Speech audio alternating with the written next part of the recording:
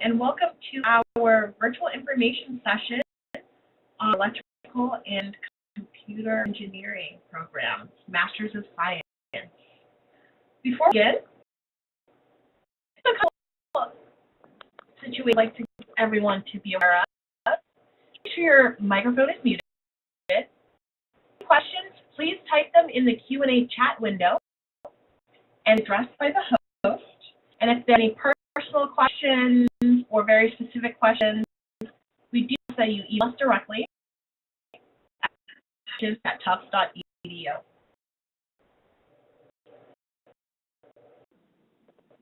Dr. Karen Panetta for being with us here today. She's a professor in the ECE department and Dean of Graduate Engineering Education. Dr. yourself to our guest, as well as giving us a little bit more information about your research. Sure. Afternoon or good morning, based on wherever you are. I'm Karen Panetta. I'm the Dean of Graduate Programs for Tufts University in the School of Engineering, but I'm also a full professor in the Department of Electrical and Computer Engineering. And I also come from industry, so I worked for a computer company that you probably heard of many years ago called Intel, and I developed CPU, computer processors there. And once I came to Tufts, I started transitioning my research from computer architecture to image and signal processing, and now I do research in everything from recognition systems for trafficking to identify victims or potential rescues for human trafficking, as well as elephant conservation using technology and drones and robotics to help reservists on nature preserves to stop poaching. And I also use image processing in many applications for security, such as airport scanners. And I also use it for detecting cancer in mammograms and prostate cancer and other forms of cancer. So I have a very diverse portfolio, but I believe that any of our skills that you learn as an engineer, you can contribute to projects that benefit humanity. And that's really all the team works on projects like that. So our programs reflect that diversity, and I've worked with veterinarians, occupational therapists, medical doctors, dentists. I've worked with pretty much even musicians across the entire university, and I think that's one of the first things I want everybody to know about our program is that you will get the opportunity to be on very exciting interdisciplinary programs. Great, Dr. Panetta. We also have with us a current master's student in electrical engineering, Richard Preston. Rich, you introduce yourself and tell us a little bit about the research that you're planning on pursuing in your master's program. Yeah, so I'm Richard. I'm in the 5-year program here, so some say double jumbo. So my bachelor's in computer engineering and master's in electrical engineering, so it's like a 5-year program. My advisor is Dr. Panetta, and I'm currently working on for a capstone project, a project involving radiation sensing and on UVs. So this is like, for example, for a disaster when there's harmful radiation released, looking at how to map harmful radiation so that first responders can have the information they need to go in and rescue people. Thanks for joining us, Richard, and we will definitely pick your brain about why you decided to do this program and what you think is the strongest part of being at Tufts for an additional degree program. But let's start with Dr. Panetta telling us, our participants, a little bit about the program format.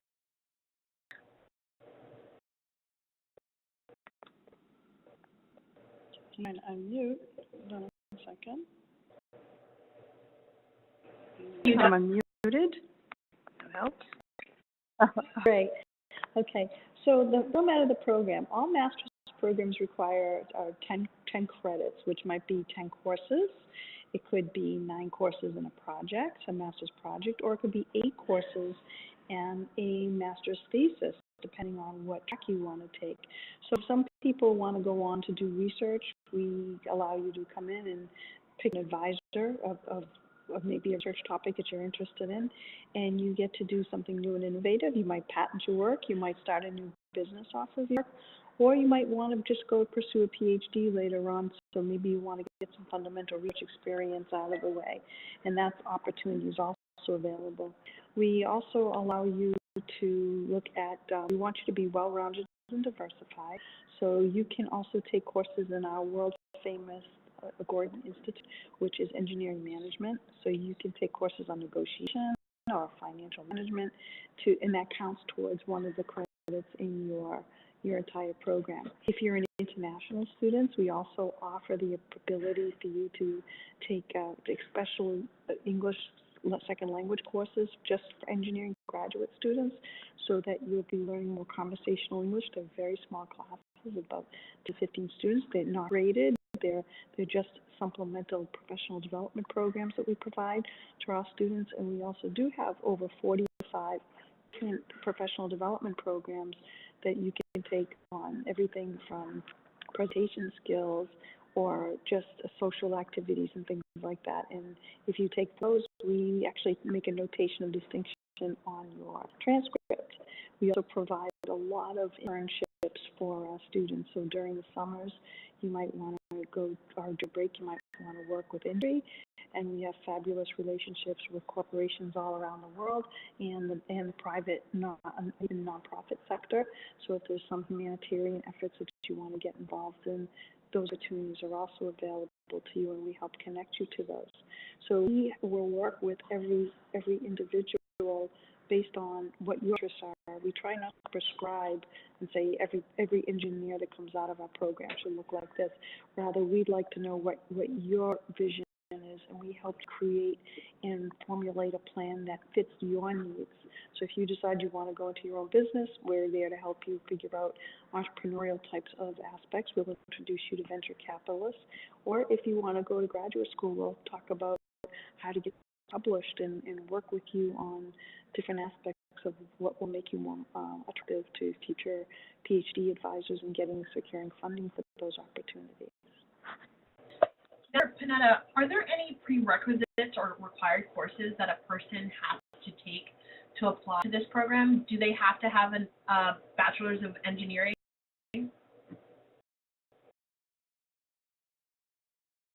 Any STEM field will work. So math and physics, environmental science, and biology, we have them from a diversity of fields. And in computer science, a lot of people now might be biologists and say, oh, I want to go into computer science. We allow that as well. And we also have preparation courses that will help you on track, so that you could come in and say, well, I don't know any programming, but I'd like to learn something about computer science. And we have post-bac programs that will, a series of courses that take anybody that has any sort of science or technology background and prepare you for that new major. So that's another option too, is if you want to try it out as a certificate program, and all those courses that are graduate level, which would be 100 level or more at Tufts, will apply directly to your graduate program should you want to go that road. If a student decides to stay on into the program past 10 graduate level courses, is that common for them to do? So normally they stay on past 10 graduate level courses. We say we might as well get a PhD. So it's not that common, because most of our students will have job offers before they even finish their 10 credits.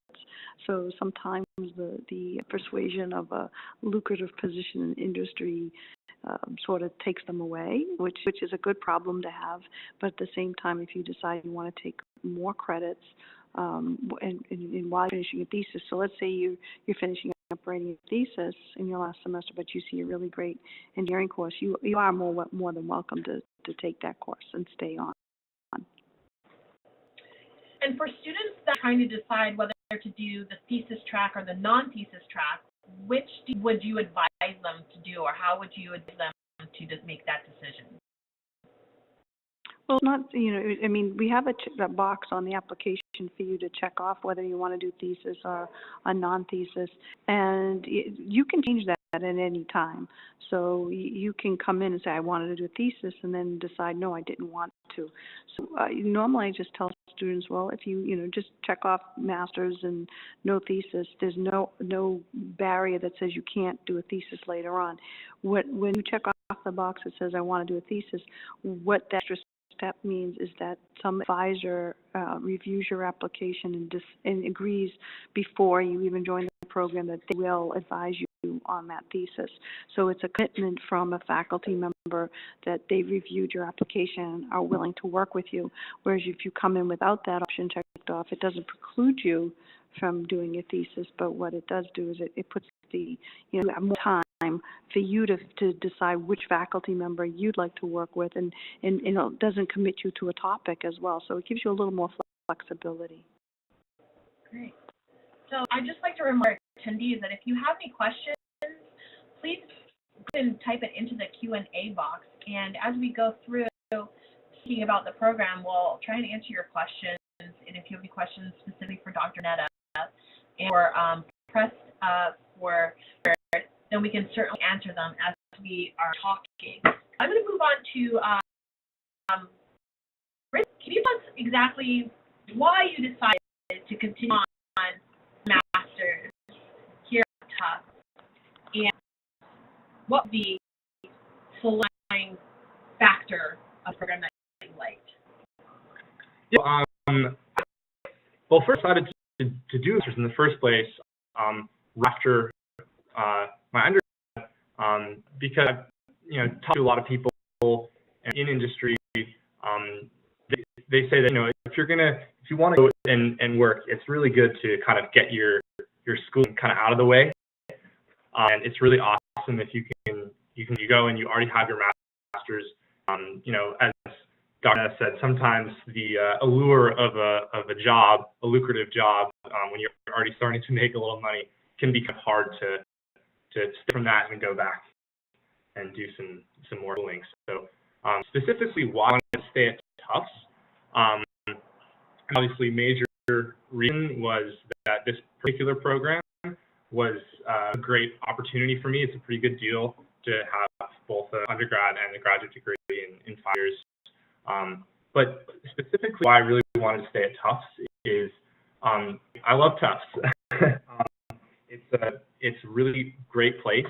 As you can see, sort of my quote or why Tufts, I really have enjoyed the people at Tufts. I think both my classmates and the faculty are really very collaborative. Everyone is interested in working on different things. As Dr. Panetta said, interdisciplinary is kind of the word, but what that really means is Tufts is a liberal arts school, so with this awesome engineering program as well. So it means that you really have the opportunity to connect with people who maybe think differently than you. So that's, of course, it's a beautiful campus. It's a really nice place to live. We have Davis Square there. There's lots of really great restaurants, and of course, the ride down to Boston where there's things to do, places to explore.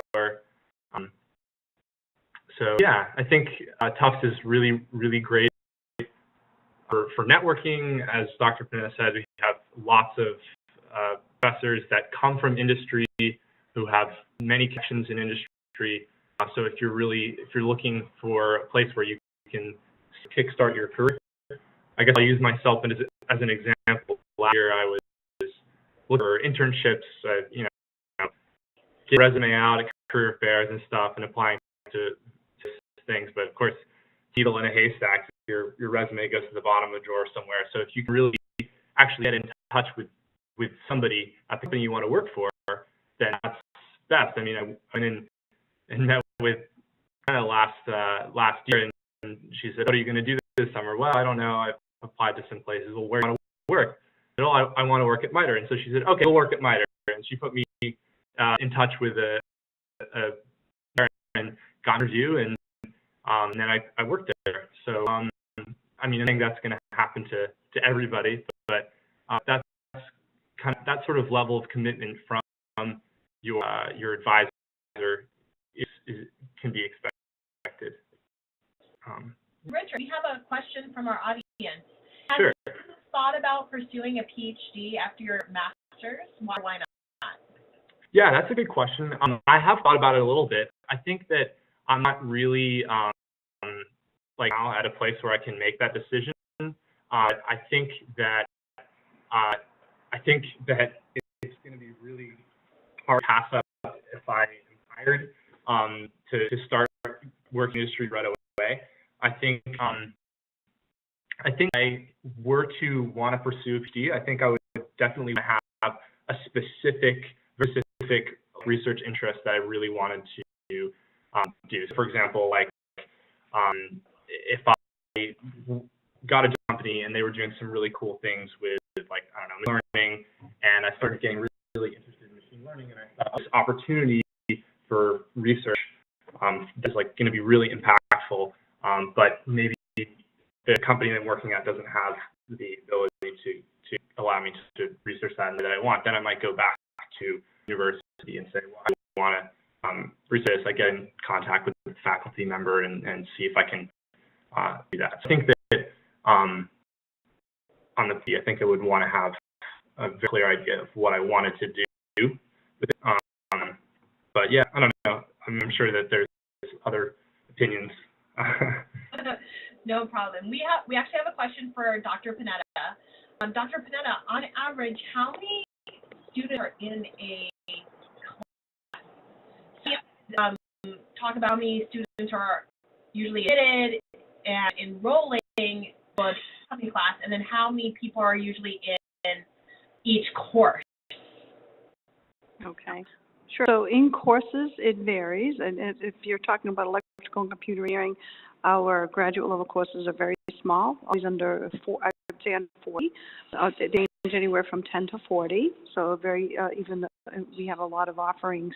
The classes tend to be much smaller. If you take a computer science course, those are a little bit larger. Those are on the average maybe 70 students, depending on the the interest of the course, because a lot of our courses are open to computer and electrical engineers as well as computer scientists. So that's one thing. As far as how many people matriculating, it's usually an engineering class is about maybe 250, but you have master's students, PhD students, and that's divided over 7 different disciplines. So electrical engineering, computer engineering, computer science, Gordon Institute engineering management, biomedical, chemical and biological, for example. So we tend to have very small, tight-knit departments. So you not be among the masses that nobody won't know you. Everybody will know your name. It's inevitable. Is it common to have undergraduates in these 100-level courses? Yeah. So for most of the undergraduates will probably be juniors or seniors that would be taking these courses. You have to remember the Tufts undergraduate program is, a very unbelievable program. So you're going to be among the best and brightest undergraduates in the world. So it's not like they would drag down the quality of the course. They're actually taking them for electives, and some of them are 5-year students, so that they're taking them towards their masters while they're doing their bachelor's. So it's very common that you'll see undergraduates in there as well. 200-level courses, no undergraduates are allowed in those courses. Those are reserved only for graduate-level students. You are looking for a research assistant. Master's students eligible to apply? Now, master's students, if you want to be a research assistant, if we have corporate sponsored projects, those are the types. Another company comes in and says, I want this project on. Those types of positions are available via the faculty member directly. So the School of Engineering itself does not say, you can work with this XYZ company, but the professor themselves can hire their own research funds, they can pretty much hire who they want. So that's one of the key things is if you're looking for funding, that you connecting with a faculty member to provide that funding is one option. The other thing is that we do have many hourly positions. So while it might not be a stipend, there could end up being that you get paid monthly just as much as a research assistant, but it's more of an hourly pay for doing clerk service. So in other words, you'd be working in a lab, grading, those types of opportunities always come up. They put in your offer letter, but they're always available. And Dr. Panetta, we have a question from one of our audience members asking if you could speak a little bit about the microwave engineering certificate program through the department.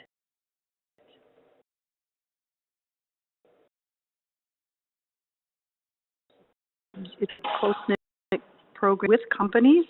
So there's many different companies that are looking for people with these talents and with these skills. So people will come to us and say, take our graduates right out of that program. So certificate program, and it's mostly offered at night because people are working. So if you want to get a full-time job and just consider coming back part-time, that is the primo program to use if you want to come back part-time.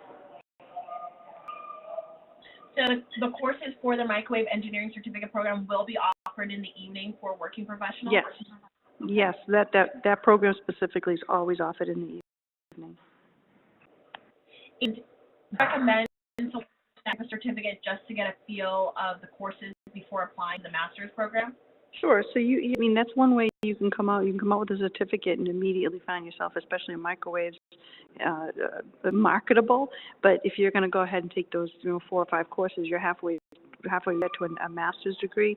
So if you complete that certificate program, and we count those courses directly into your master's program, and if you paid for them, you all get that credit towards your master's degree. So it's not like you took those 5 courses and then we're going, now you have to pay for 10 more courses. We essentially say you get credit for everything you already put into that certificate program towards your master's degree, so you will not be paying for those courses and they count. So now you only have 5 courses left to pay for. Great. That sounds like a fantastic way to get you to learn about the master's program is through the certificate program. So I'm going to go back to Richard. Richard, I see that you are a lab teaching assistant. Can you tell us a little bit more about that? So, I TA for a variety of courses. I've TA'd for in proto-electronics course, digital logic course. This semester I'm teaching a microprocessor architecture course, and for this level, as opposed to like being a research assistant, we're just thinking about conducting labs.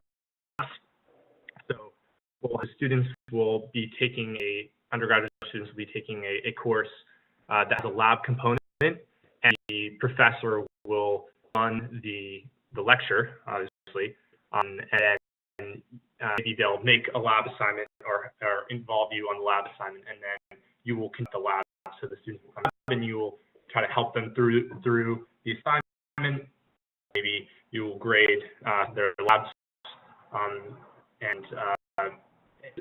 I really enjoy it because it gives me an opportunity to get a lot of the undergraduate students, and it also gives me a good opportunity to practice my own understanding of a lot of this stuff, and because those are always really fun. But the lab is the part that's I really enjoy. So yeah, I think it's kind of a win-win, and it's paid. So it's a really way to get more involved in the computer engineering community and get what you do. And how does that impact your workload? So if you're a teaching assistant and you're going to school full time, how do you find a balance? Great question. obviously it's going to depend on the student and it's going to depend on your ability to manage your time. But I have really found lab TA positions to be extremely time demanding. Mainly it's, maybe viewing the assignment and making sure that it's actually, the assignment's going to work in lab. There's not mistakes in the assignment that the kids are going to have trouble doing it. And, actually being present in the lab and answering questions. But out of that, it's really not a huge time sink. It's not, have to meet with the professor and give like a report or anything like that. It's mainly you're just there to supplement the course and help with that other component. Can you talk to us a little bit about the advising style? Like how did you choose your advisor? Was it assigned to you? Were they assigned to you? And how you go about ensuring that you're getting and checking in with somebody? Yeah, I think, well, I've been told by people, some have graduated, some students, but the thing that really makes one of the big impacts on, especially in a graduate program, is your advisor. So it's obviously very important that you want to have an advisor that you like and that you get along with and that shares some of your research interests. So in my case, I actually assigned my advisor for my undergraduate program, but I liked her so much that I kept her. So Dr. Panetta is great, and I think that she's really good for me. But again, I think that it's really good. So your advisor. So if you have an advisor that you don't like, you can probably switch. But I think it's really good if you're in Tufts, you really should maybe take a look at some of the professors that you could potentially work with. Check out their research interests. Maybe if you are have some alignment, then you can maybe send them an email, talk to them, get a feel for how you're going to interact with them, and just ask them questions. I'm sure the professor is going to be really happy to talk to you, and especially if you're a student here, very friendly and so that answer. Yeah, thank you, Richard. I'm just going to go back to the program format, see if we have any questions from our audience about the program, and then we're going to move on to discuss applying. Have any additional questions? To continue to type into the Q&A window and move on to applying. We'll answer your questions as we go on. So now on to applying to the program. We have 2 deadlines, spring, September 15th, which it has passed. It's the same deadline every year, so if you like apply for January 2019, that will be next year, September 15th. And then applying for fall, for enter in fall 2018, deadline is this December 15th. An application fee, your personal statement, a CV, G scores are required, TOEFL are required if applicable. If you use a non-English speaking institution, transcripts are required. They do not have to be official. Use unofficial transcripts until you are admitted, and then once you're admitted, we do require official transcripts, and then 3 letters of recommendation. So now I turn it over to Dr. Panetta. Doctor, can you tell us what you think a strong applicant in their application that stand out for you? Sure. So the first thing that's important is that your person comes across as something like you rather than something you think want to hear off the internet. So, tell us who you are, be honest about what your interests are and what attracted you to that field. Also, what other types of the recommendation, they shouldn't just be from a faculty member that says, oh yeah, he did a great job, got an A in my course. That's something you can tell from your transcript. So try to find, I always say, if you had somebody you worked with, you did a research project with, or someone that that you had an internship with, as well as some faculty member that can talk more about how you interacted with them and how you interacted with your peers is really important, because if we're just looking at grades and scores, we can tell. There's also an option on the application if you're interested in doing research, you can, or you just want to make put a portfolio together. You can do a short video, optional, just a presentation of something that's important to you, just so we get to know you, and that's another option, not required. But it's another option that you can show us who you are and what your interests are, or even some project you worked on.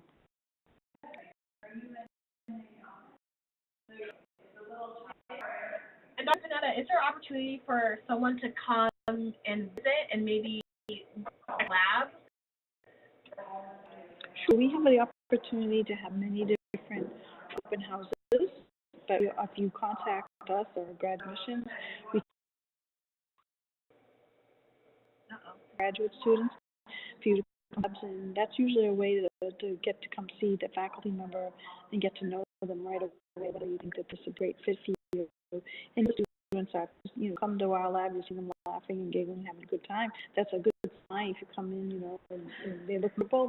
That's not labs, but that's one way for you to talk to me about what's your workload, what do the courses look like, what was your favorite.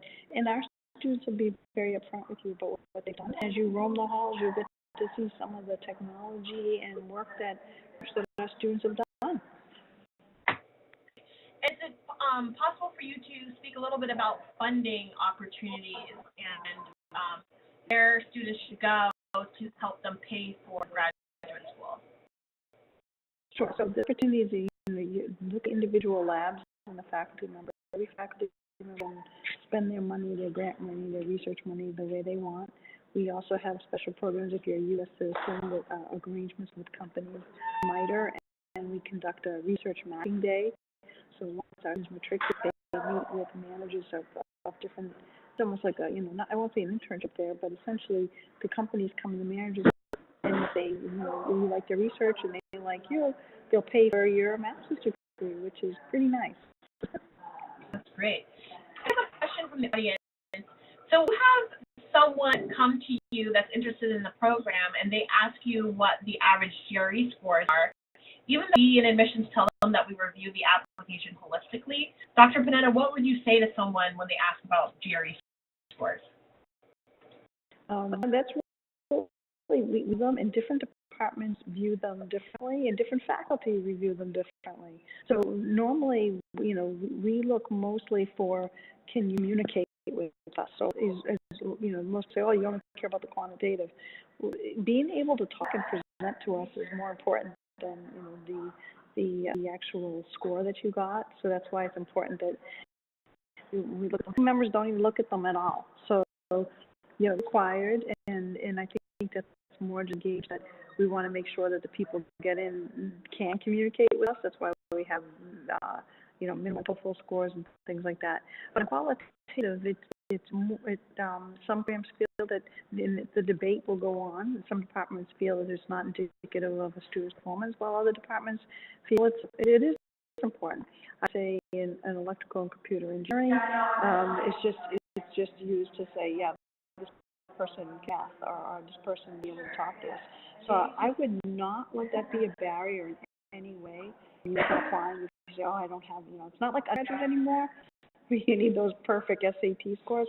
That's not graduate school. Graduate school, we're looking more very holistically about, where have you been, what you've been doing, what your interests are, and what really more about how you portray yourself as someone who's going to be an innovative future. We want those kind of people.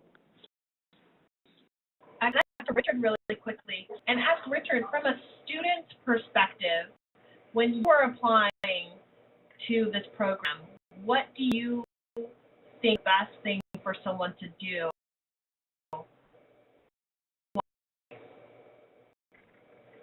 Yeah, so I think that obviously I was in a little bit different position because I already know Dr. Panetta, and so I can ask her questions in person if I need to. But I think that I can attest to that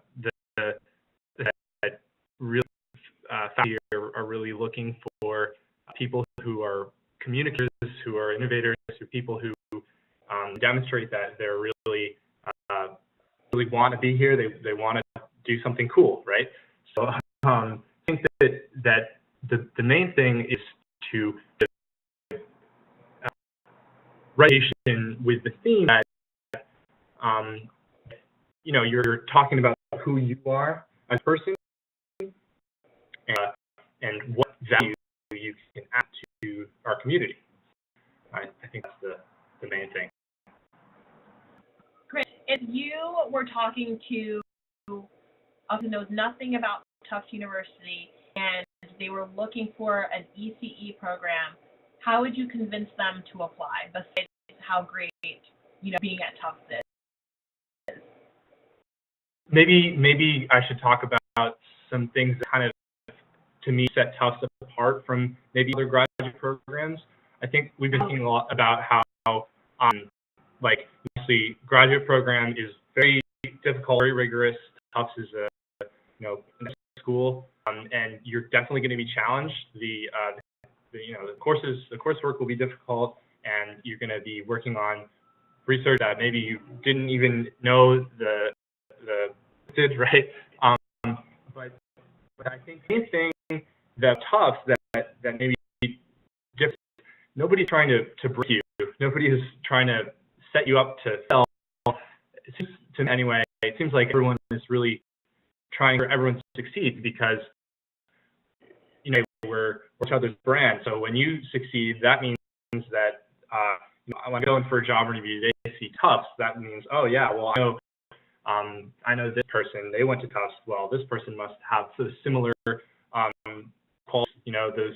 Those good soft skills like communicating. Can you I mean, these are kinds of things that aren't necessarily focused on in other programs, but I think that a lot of Tufts faculty are really concerned with and making sure their students have experience with leadership and communication, and then also, of course, you have the great art school, the Golden Institute. You can take management courses, which is awesome, and that is going to be really important in the industry. Dr. Panetta, can you give us one last push as to what sets our ECE program apart from the other programs across the country, and why someone should apply to Tufts specifically? Sure. So you can come to Tufts in electrical and computer engineering, and you can do every topic imaginable, from road vision, artificial intelligence, microprocessors, biomedical engineering, all these things that you think another department having is all encapsulated because we're so interdisciplinary. And the beauty of that is that we're local here in Boston. We are connected internationally and well-known all around the world. And anywhere you want to go in the U.S. or international, we can get you there. So if anyone has any more questions, please let us know. Moving on a little bit to our program-specific requirements, which Dr. Panetta touched on a little bit. But, Panetta, can you reiterate these program-specific requirements? There's either 10 courses of your choosing, or 8 courses in a 2-credit thesis, or 9 courses in a project. And one of those courses could also be engineering. 2 could be engineering management through the Gordon Institute. And you can also take things outside the department. So if you want to take computer science or biomedical engineering, those courses contribute towards your credit as well. Dr. Panetta, why did we decide, from your perspective, it's beneficial to waive the GRE scores if someone has had at least 5 years of industry experience? Well, we value the industry experience, and I think that industry experience is probably, in my opinion, just as valuable, if not more, to any GRE score that somebody might have taken, just based on some of the standard topics that they provide. Whereas your industry experience gives you a diversity of topics and skills and communication skills, as well as problem-solving skills that most people don't get in the classroom. So a person that has had 5 years of industry experience and they don't submit GRE scores, do you think that will hinder their application in any way? Like, should they submit them anyways, just in case? I would say go for it. You have nothing to lose. I think we will definitely review your application, and usually if the transcripts are strong and things like that, there's always an opportunity to have them waived, especially if it's you've been out a few years. So I think that's important. Well, thank you to Dr. Panetta and Richard for joining us today. Thanks for logging in and listening to us as we answer questions and we go over the format of the program. If anyone has any last-minute questions, please let us know. You can type in the Q&A window. If you don't have the opportunity to ask us a general question and you would like to ask a personal question, please do not hesitate to email us at gradadmissions@tufts.edu and to follow us on Instagram. Again, and thank you, Richard, for joining us.